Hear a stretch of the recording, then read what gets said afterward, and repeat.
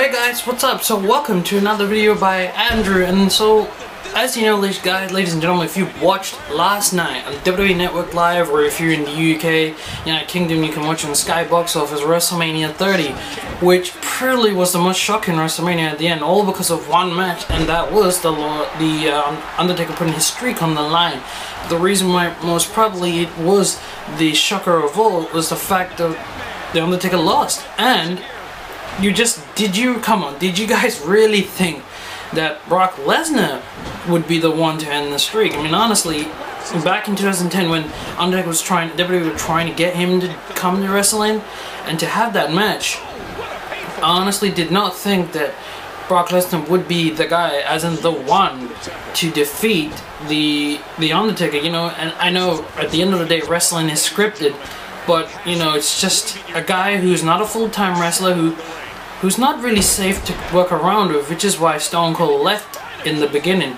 But at the same time, you know, you gotta give credit to guys like The Undertaker, Rock, Triple H. They've done what's good for business and they've wrestled him. CM Punk is probably the guy that could go up against him, and still CM Punk wasn't that bad. But you know, at SummerSlam, it all started for Brock Lesnar. Let's actually look at the impact. I mean, Undertaker's faced some of the greatest wrestlers of his time at WrestleMania, and I think the streak came more important when Shawn Michaels ended the picture, which was at WrestleMania 25, was when people were like, so you know, the streak is something that's worth watching at WrestleMania. And that was one of the greatest matches of both of their career. Bear in mind, The Undertaker was going into that match as never being able to pin Shawn Michaels. I don't even remember the match where The Undertaker's actually pinned Shawn Michaels in a singles match. The Undertaker's Shawn's had helped so many times, helping with Kane, Triple H, and that. And remember, in your house they faced each other, and that was a no contest. So if you look at Undertaker's opponents, I mean, 26, Shawn Michaels. 27, he faced Triple H. 28, Triple H. 29, CM Punk. You look at his opponents, I mean, going back to 24, he faced Edge. 23, Batista. 21, 22, Mark Henry. 21, Randy. You know, he's faced some decent opponents. Not many people cared, you know. Boss Man is in that list.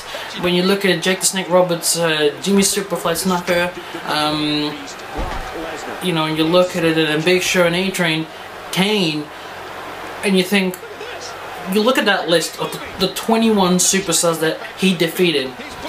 Why couldn't you, if you knew he was gonna lose this match, why didn't he choose CM Punk, a guy who's always gonna wrestle? He's a full-time wrestler.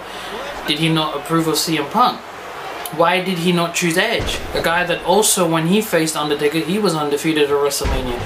I actually thought they were always gonna make Taker lose to John Cena, but I guess that's not the question, because of course Brock Lesnar was the one, as in the one to defeat the streak and the Undertaker.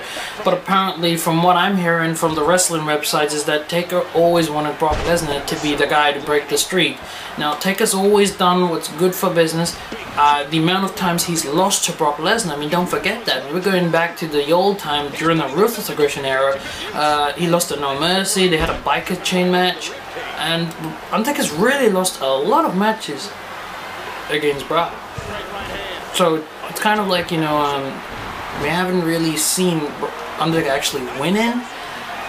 He's always done what's good for business, and fair enough, and you gotta appreciate him so much for doing what's good for business. But I think his decision was wrong on this occasion, and I'm trying not to be a biased Undertaker fan, because I am an Undertaker fan. It's what I've heard lately is the last couple of years he's got more control of the streak. So it's kind of like, hey, you know, I make the decision, and well, he's always wanted Brock Lesnar to win. It's just, I have no problem with Brock Lesnar winning. It's just, you should have given it to a guy who's going to stay in and be a full-time wrestler, not someone who just comes and goes whenever he wants to. Brock Lesnar, surely now, if he is a man of his word or whatever, he's got to wrestle more often. He's got to do what's good for the company, and I think he's got to wrestle more often, because I won't be surprised if Brock Lesnar does get a WWE title shot. That's something that definitely is going to come into him. Daniel Bryan's probably going to keep the belt for a good couple of 2 to 3 months, maybe 4. But Brock Lesnar will definitely win it by the time next year at WrestleMania. The other thing, the factor is, regarding the Undertaker. You know, I've heard from what the wrestling websites are saying that he's pretty much done now with wrestling. If that's the case, what about the dream match that we all want to see? And that, of course, is, ladies and gentlemen, Sting versus the Undertaker at WrestleMania 31. It's rumor has that Sting is going to debut tonight on Monday Night Raw, which I will watch. But I want to know what you guys think about it, and do you think Sting's going to show up? And if Undertaker is done with wrestling, well, what does this mean with Sting? In terms of Sting's future, well, he could still have a match with Triple H, or if the second match he wanted to face was Shawn Michaels. So what do you guys think? You can put that in the comments what you think, but are you guys thrilled about the way it all ended? I mean, it was a bit of a shock. It kind of felt like, to be honest, from my opinion, is that I think Undertaker was going to win, and then he changed his decision during the rest of the match. So, was it a good match? I've heard a lot of people it was a boring match, and I watched it, you know, just what can you say? I mean, Undertaker is an old wrestler. Brock really should dominate.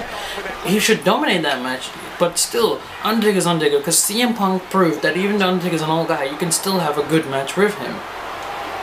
But I honestly wanted him to face Sting at WrestleMania 30 because both Sting is actually older. He's probably 1 year or 2 years older than him. There is a large gap. Sting is in his 60s, I believe, or 50s, and Taker is in his 50s or 40s. So it would have been the right choice to face Sting at WrestleMania 30, not someone who's still physically really good health and domination.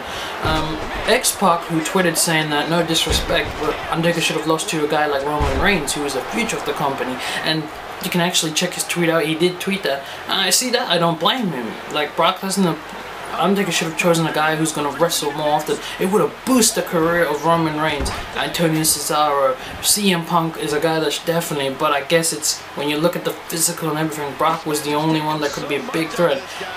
Unless, if you look at Shawn Michaels, you look at Triple H. So what do you guys think in the comments? What do you guys generally think of the way WrestleMania went down, and to know the fact that now Taker is 21-1?